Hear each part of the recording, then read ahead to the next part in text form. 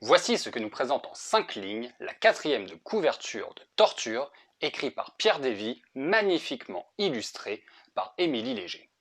Si ce résumé ne nous met aucunement sur la voie de la compréhension du contenu de l'ouvrage, il n'en reste pas moins alléchant et attise notre curiosité, nous poussant à ouvrir le livre et découvrir la plume de Pierre Dévy.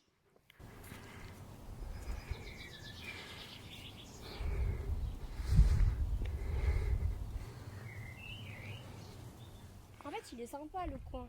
Franchement, ouais. Je savais même pas que c'était comme ça. Tu connais un peu l'histoire, non? Bah, j'ai regardé vaguement sur internet. Ouais. Et si je regarde bien, apparemment, il n'y a plus personne ici depuis fin 17e siècle. Les habitants sont redescendus sur la côte. D'accord. Je sais pas te dire.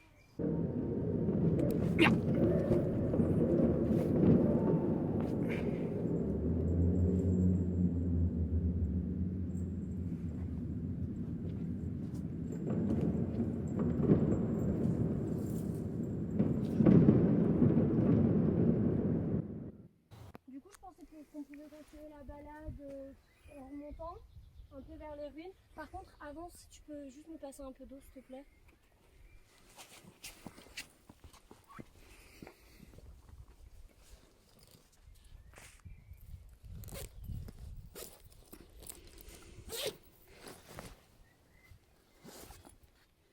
Christopher Lynch s'éveille dans son lit d'hôpital après un long calvaire démentiel qu'il décrit mot à mot. Sa seule échappatoire, la musique. Chantonner, composer, visualiser cet ensemble de noir, de blanche, de double croche, apposé sur cette partition qu'il visualise pour ne plus penser à sa détresse psychologique. Il rechute, le coma l'emporte, un déchaînement d'obscurité, de sang et de contenu complètement abstrait au milieu duquel lui apparaît une femme.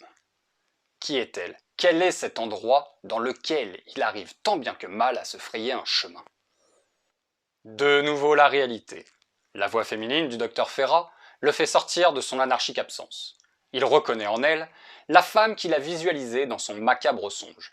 Douce, permettant des films osés mais jolis, elle lui apprendra qu'il est accablé d'une commotion suite à la mauvaise chute dans son studio, l'obligeant à suivre divers examens médicaux. Accompagné d'un personnel médical qui ne lui inspire aucune confiance, les premiers examens se changent peu à peu en un apocalyptique rêve dans lequel Lynch s'enfonce à nouveau. Retour au pays de la folie. Le bonhomme en blouse blanche semble même s'être dédoublé. Ils sont démoniaques et ils veulent sa peau. Il doit fuir et vite. Le docteur Ferrat n'est pas étrangère à tout ça. Elle est bien présente, elle est là. Et il semblerait même qu'ils la connaissent bien plus que de raison. Mais comment faire pour démêler le vrai du faux lorsque chaque mort tortueuse qu'il subit le ramène à une plausible réalité sans jamais aucune réponse à ces questions? À quel point un homme peut-il résister à la torture, qu'elle soit psychologique ou peut-être bien réelle?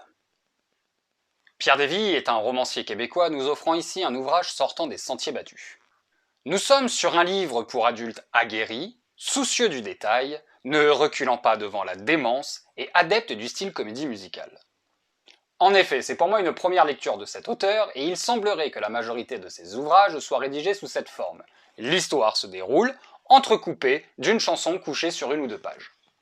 J'ai adoré ce style, il ne me manque que ce petit plus qu'il a fait comme dans son ouvrage Clavium, accompagné de son album musical à découvrir grâce à une petite énigme. Mais ça, ce sera pour une autre histoire. Revenons à Torture. Un lexique varié, des descriptions follement détaillées et des comparaisons prêtant à sourire au milieu de ce chaos. J'en retiens d'ailleurs un passage qui donne le ton, et qui, j'en suis sûr, permet à l'auteur d'échapper quelques avis personnels au travers son personnage de Christopher Lynch. La façade est enfin accessible, et ce qui s'y badigeonne est le résultat de mes doutes. Les ombrissons, elles enjambent les murs et y cavalent aléatoirement. Au même titre qu'une chanson d'Aya Nakamura, elle délaisse au passage de stridents petits cris qui tapent péniblement sur mes tympans. Le déplaisir total.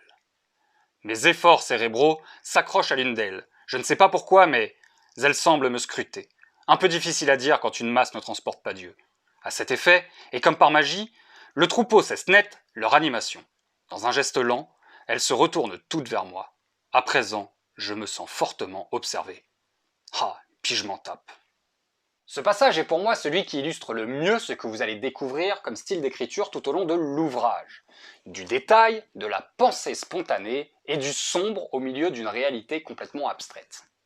Je me suis égaré de ci et de là au travers la toile afin de trouver des avis concernant l'ouvrage. Et vous savez quoi, il y en a peu.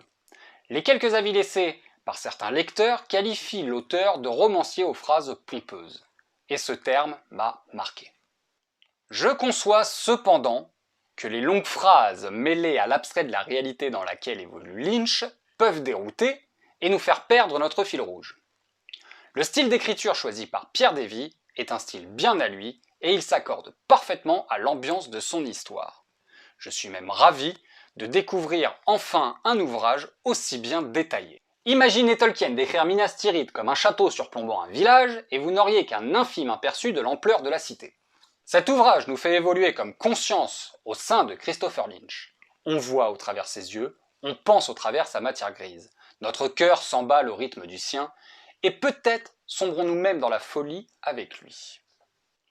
Une ambiance générale parfaitement maîtrisée, une histoire diaboliquement bien ficelée et une fin très difficile à prévoir. Je vous invite d'ailleurs à en apprendre un petit peu plus sur l'auteur si vous voulez comprendre le choix qu'il a fait pour ce final foutrement plaisant. La couverture représentative de ce côté abstrait jaillissant de la boîte crânienne d'un homme a été réalisée par Émilie Léger.